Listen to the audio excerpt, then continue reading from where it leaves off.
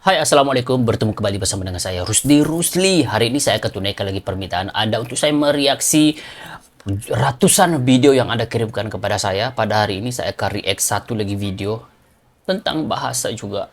Saya pun tidak tahu adakah Anda suka melihat saya rasa terpancing emosi ataupun Anda menunggu saat-saat Abang Rusdi emosinya terpancing ataupun bagaimana. Oke, kalian harus paham di sini. Setiap video yang saya react, saya harus bersiap dari segi mental. Sama ada itu baik untuk pendengaran saya, walaupun sebenarnya itu fakta, tapi menyakitkan, saya harus terima dengan baik dan saya harus belajar. Ya, walaupun mungkin ada rakan-rakan ataupun teman-teman di Malaysia kurang setuju sekiranya saya membuat video seperti ini, menurut saya kalau video itu bagus, kita pertontonkan. Untuk kita menjadi pelajaran untuk generasi seterusnya. Dan saya juga boleh ulas adakah benar video ini menyajikan fakta-fakta ataupun hal-hal yang benar. Jadi saya juga bisa respon langsung sama ada itu betul ataupun tidak, guys. Jadi semoga yang menonton di sini jangan memberikan komentar-komentar yang tak berapa bagus di ruang komentar. Ayo kita komen yang murni-murni, guys. Saya dari Malaysia, Rusdi Rusli. Semoga Malaysia Indonesia tetap kompak dan saling menghormati antara satu sama lain. Netizennya juga saling sayang menyayangi. Walaupun kadang-kadang ada konten-konten yang sering adu domba. Semoga kita tetap sabar, guys. Oke, di video kali ini, ayo kita lihat kenapa Malaysia, bahasa Melayu di Malaysia, warga di Malaysia lebih suka memakai bahasa gado-gado daripada menggunakan bahasa Melayu sepenuhnya. Kenapa? Ada apa sebenarnya? Oke, dan saya juga harus akui di sini, saya tidak boleh katakan di Malaysia saya menggunakan bahasa Melayu sepenuhnya 100%. Tidak. Saya kalau berhubung dengan teman saya juga, saya harus jujur, saya juga menggunakan bahasa gado-gado. Kurang tahu kenapa, guys. Sebab lawan bicara kita juga begitu. Jadi kalau kita menggunakan bahasa standard, bahasa Melayu, kita dibilang, ini bukan kelas bahasa Melayu, relate lah bro. Dia akan cakap macam tu. Jadi saya pun kurang tahu bagaimana cara untuk memberikan edukasi kepada rakyat Malaysia, dan saya berharap dengan video ini mungkin tak ramai yang mendapat hidayah ataupun mendapat keisafan, tapi sekurang-kurangnya ada satu atau dua orang yang mahu sama-sama memperjuangkan bahasa Melayu sebagai bahasa jati diri bangsa. Jadi manakah saya buat konten dan penonton saya banyak orang Indonesia, jadi saya harus menggunakan bahasa Indonesia untuk saya belajar bahasa Indonesia dan untuk membuatkan pendengar juga komunikasi lebih nyampe begitu kalau saya menggunakan bahasa Indonesia. Walaupun kadang-kadang bahasa Indonesia saya kurang sempurna, tapi saya kan masih belajar lagi kan. Jadi tanpa basa-basi lagi, ayo kita sama-sama saksikan video seperti apa kiraan. 3, 2, 1, jom! Malaysia juga meniru bahasa Indonesia, bukan cuma mengklaim. Wow! Malaysia meniru bahasa Indonesia. Saya pun kurang faham dari segi mana. Luar, buatlah ujian dahulu. Ujian katanya kalau tidak ada di Semenanjung, cari ke Sabah Sarawak. Kalau tak ada di Aceh, cari ke Minangkabau dan Jawa. Atau ke Sunda dan ke Sulawesi. Begitu Cari. Diberi nama nasional bahasa Indonesia. Dan kita pun cuba di Malaysia ini memberi nama bahasa Malaysia kepada bahasa Melayu itu dengan harapan ianya lebih diterima.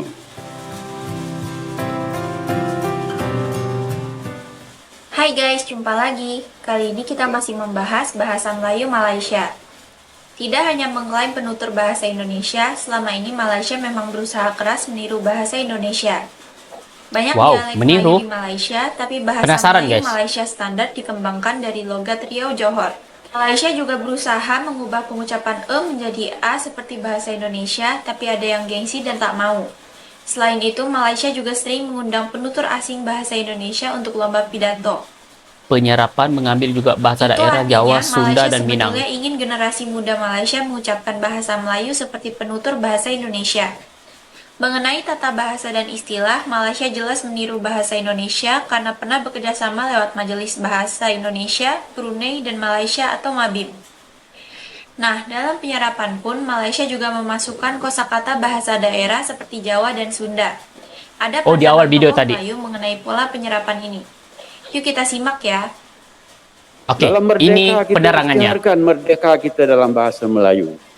Dan lahirlah kepada perkara 152 dalam perlembagaan, dan di samping itu menyatakan kepada dunia serta Nusantara bahawa bahasa Melayu itulah bahasa komunikasi, bahasa falsafah, bahasa undang-undang dan lain-lain. Menjawab soalan ini, adakah kita merdeka? Pendek saya jawab, tidak. Okey, tidak. Bahasa hari ini boleh kita dikotomikan kepada dua agaknya. Satu ialah bahasa Melayu asas. Satu bahasa Melayu sebagai bahasa kebangsaan. Apa sebab tak merdeka? Pertama, beribu istilah yang datang menerusi perniagaan, menerusi interaksi, menerusi komersial dan dagangan lain, diterima masuk. Baik. Tak salah kita ambil istilah-istilah itu, tetapi bila tidak ada tapisannya, prosesnya, dan juga tertibnya, maka kita jadi penutur caca merba. Caca merba. Satu yang kita tak merdeka ialah hari ini jarang seorang anggota masyarakat yang terdidik yang bercakap Melayu. Melainkan dia akan bercakap campuran aduknya. Lebih kurang begini. Engkau orang sudah lunch kah? Alamak. Itu saya dengar. Saya baru saja guys. WA teman saya guys. Kamu lunch apa hari ini? Korang lunch apa hari ini? Wih, aku tak breakfast lah hari ini. Memang realiti begitu guys. Saya pun tidak tahu. Memang itulah kenyataannya yang berlaku di Malaysia. Jadi kalau orang Malaysia mau marah saya, jangan sok-sok suci Kamu pun juga bercakap begitu setiap hari. Ada kecakap macam ni. Kamu sarapan apa pagi ini? Sangat-sangat janggal kalau ada yang berbahasa begitu. Okey, mesti akan cakap, you breakfast apa hari ni? Aku tak breakfast. Kita orang makan biasa-biasa je. Macam itulah. Jomlah nanti kita orang weekend ni kita orang nak keluar tau, nak healing-healing. Jomlah kita pergi movie. Sekali-kali tu kita boleh karaoke ke, kita boleh apa lagi? Ialah gathering-gathering. Dia macam mix bahasa Inggeris, bahasa Melayu guys. Saya pun tidak tahu kenapa sudah menjadi trend budaya begitu di Malaysia. Tidak kisah itu generasi muda ataupun itu generasi yang sudah agak dewasa guys. Memang itu guys. Jarang mau jumpa orang yang akan menggunakan bahasa Melayu basic yang standard baku seperti mana yang kita dengar sekarang. Sangat-sangat langka. Terlangkah-langkahnya guys. Okey, kita lanjut. Korang sudah ambil ke? Then, kata dia. So, then, bila lagi nak lunch? Bila lagi nak lunch? Semua hari-hari berlaku. Tapi kita nak kata, seperti mana orang yang pakar dari segi fonetik, Daniel Jones misalnya, dia kata, the language is changing. Betulkah? Dynamic. Baiklah. Tetapi juga, Winston Churchill ada berkata kepada orang Inggeris, do not forget your English idioms. Baik. Jadi dalam memerhatikan kedua-dua orang ni, saya terasa Zakbar berkata, kalau nak ambil istilah luar, buatlah ujian dahulu. Ujian katanya, kalau tidak ada di Semenanjung, cari ke Sabah Sarawak. Kalau tak ada di Aceh, cari ke Minangkabau dan Jawa. Atau ke Sunda dan Indonesia. Ke Sulawesi. Sampai ke Indonesia. Sampai ke Indonesia. Tetapi adakah itu dibuat? Tidak. Jadi kita ambil terus. Dan sekarang Dewan sendiri pun saya persoalkan. Kenapa dimasukkan istilah beratus-ratus setiap tahun masuk kamus tanpa... Jadi apabila sudah masuk kamus, kita kena iktiraf. Dengan peminjaman ini, adakah kita merdeka? Tentu saya jawab tidak. Dulu, yakni semasa Sriwijaya, semasa kita dengan Majapahit, semasa silam, adat perpatih di Minangkabau, sistem Sanskrit memang masuk, tapi ditapis ada tertibnya, ada masanya. Kalau ada bahasa tempatan, tak payah bahasa luar.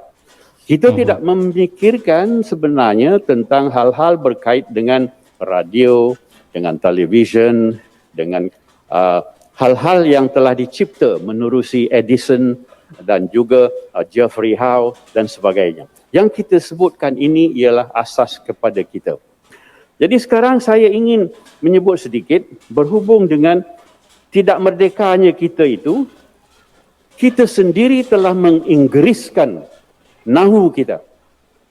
Dan penginggrisan ini telah berlaku dalam buku yang telah ditulis oleh pakar-pakar nahu kita. Jangan saya sebut, nanti terkilan. Okey. Pakar nahu kita telah memasukkan ke dalam buku-buku nahu bahasa Melayu. Saya sudah bilang 120. Ia berkata adverba. Kata frasa bilangan kardinal. Frasa bilangan ordinal. Ini nahu ni ya. Frasa preposisi. Begitulah guys, masalah yang dihadapi oleh bahasa Melayu. Saya pun jadi bingung guys bahasa Melayu. Jadi sekomplikated itu ya. Bahasa menjadi bahasa Malaysia walaupun kurang berhasil. Yuk kita lanjut lagi ya. Saya jadi bingung guys. Saya sendiri waktu saya kalau di Malaysia kan tingkatan 1, tingkatan 2, tingkatan 3. Kalau di Indonesia kan SMP ya. Saya dulu guys, jujur sebagai dengan Anda. Saya SMP 1 sampai SD 3, SMP 3 saya gagal bahasa Melayu guys. Kerana memang terlalu sulit guys untuk kita belajar standard bahasa Melayu dalam keadaan peredaran bahasa Melayu Inggris yang ada di Malaysia. Jadi ramai anak-anak Melayu memang susah untuk dia skor ataupun untuk dapatkan markah yang baik dalam bahasa Melayu guys. Kalau ada pun memang betul-betul bagus lah. Tapi itu pun dalam penulisan, belum tentu dalam pengucapan. Jadi itu yang terjadi dan berlaku dalam generasi muda sekarang. Jadi saya pun kurang tahu apa yang harus dilakukan, apa cara terbaik yang harus dilakukan oleh Malaysia untuk memastikan anak-anak muda generasi ataupun warga Malaysia itu sendiri mengangkat bahasa Melayu itu tanpa mencampur adukan bahasa Inggris menjadi bahasa rujak atau bahasa gado-gado guys. Saya pun kurang tahu. Walaupun di Jakarta saya ada juga lah beberapa teman di Jakarta. Ya kita pun ngobrol ada juga beberapa kelompok ya teman saya di Jakarta ya, dia itu juga mix bahasa Indonesia dengan bahasa Inggris, tapi lagi ramai yang menggunakan bahasa Indonesia dengan baik sepenuhnya tanpa ada bahasa Inggrisnya guys. Tapi ada sedikit juga teman-teman saya di Indonesia itu ya kayak di Malaysia juga, kayak di Kuala Lumpur ngomongnya itu campur bahasa Melayu, bahasa Indonesia dengan bahasa Inggris. Kayak seperti Malaysia. Jadi kemungkinan besar kalau Indonesia tidak menjaga hal ini, kemungkinan besar Indonesia juga akan sedikit-sedikit akan menjadi bahasa Indonesia plus bahasa Inggris guys. Tapi kalau di Jakarta, saya sudah sering ketemu dengan teman-teman saya di Jakarta. Mereka itu ngobrolnya campur guys, bahasa Inggris dengan bahasa Indonesia. Ada guys, saya kurang tahu kalau Anda memiliki teman seperti itu. Tapi saya ada teman di Jakarta asli orang Indonesia juga ngomongnya campur guys, bahasa Indonesia dengan bahasa Inggris. Tapi kalau saya masuk ke kawasan-kawasannya lebih luar daripada Jakarta, kita akan boleh lihat di situ ada banyak yang menggunakan bahasa Indonesia 100% dengan baik.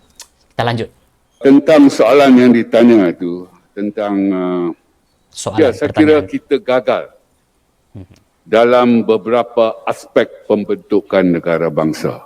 Jadi kita harus akui, kita harus berjiwa besar, kita harus akui bahawa dalam usaha kita membentuk negara bangsa, yakni manusia Malaysia ini, kita gagal pada beberapa aspeknya. Dan saya kira bahasa Melayu sebagai bahasa negara ini, ia adalah satu-satunya bahasa negara di dunia yang tidak diketahui dengan baik oleh warga negaranya sendiri. Dan ini cukup malang lah. Sedihnya. Amat malang sekali kan. Tidak ada tempat lain di dunia ini di mana warga negara Profesor bahasa tidak Melayu, mempunyai pengetahuan yang sederhana baiklah ataupun mesti nak yang baik kan terhadap bahasa negaranya. Dan saya kira kegagalan ini terletak pada kefasihan. Yakni rata-rata warga negara kita dari sektor bukan Melayu ni didapati tidak fasih berbahasa negara ini. Dan kalau yang fasih pun, bagi saya kefasihan itu tidak tulen sifatnya. Tidak Sebab tulen sifatnya. rata-rata sektor bukan Melayu ini mempelajari bahasa Melayu atas dasar instrumental. Iaitu bahasa Melayu merupakan syarat untuk lulus peperiksaan. Bahasa Melayu adalah syarat untuk mereka yang ingin bekerja di sektor swasta. Jadi asas pendidikan itu sudah pun tak betul. Iaitu pendidikan instrumental. Yakni belajar betul, bersungguh-sungguh sampai ia mengambil tuition, sakan sekali tuitionnya dan memperoleh grade yang baik. Tetapi kefasihan itu adalah kefasihan tidak tulen. Maknanya mereka hafal macam nak rak lah lebih kurang begitu untuk lulus. Tujuan untuk penilaian sahaja. Tujuan Jadi, untuk exam. Sepatutnya untuk penilaian. Pendidikan bahasa Melayu ini dalam konteks integrasi ini perlu dilakukan atas asas integratif. Iaitu belajar bahasa Melayu untuk menjadi sebahagian daripada komuniti bahasa Melayu itu.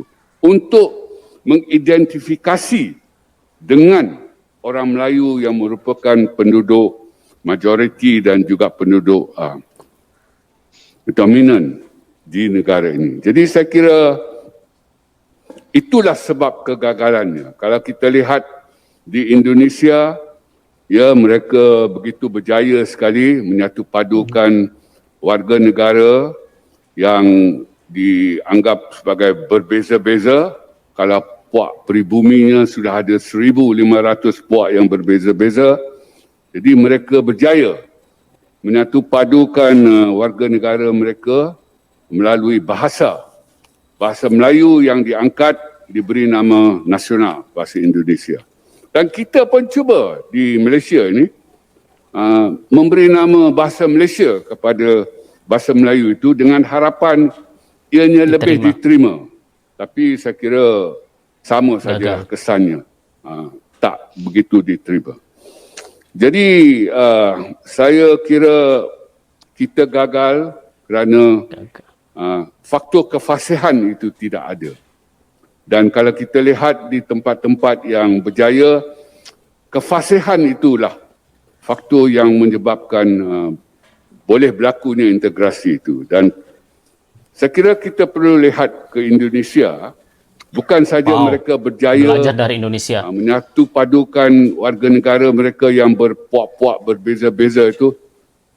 Warga Indonesia bangga terhadap menggunakan bahasa Indonesia. Mereka sayang dan mereka taat setia. Jadi saya kira di sana mereka berjaya dalam proses pembentukan negara bangsa. Bina manusia Indonesia itu dari segi kebahasaan dan kita gagal. Saya kira ya kita gagal dan kita harus berjiwa besar. Kita harus akui kita gagal dan kita perlu mencari jalan untuk untuk kita atasi masalah ini. Begitulah guys kegagalan bahasa Melayu Malaysia selama ini. Walau jelas telah gagal, lucunya Malaysia selalu mengklaim penutur bahasa Indonesia dan menganggap bahasa Melayu telah mendunia. Terima kasih sudah menonton sajian kami, sampai jumpa lagi. Apa yang bisa saya katakan di sini adalah melalui video ini, mahu tidak mahu, sakit atau tidak ada pilihan.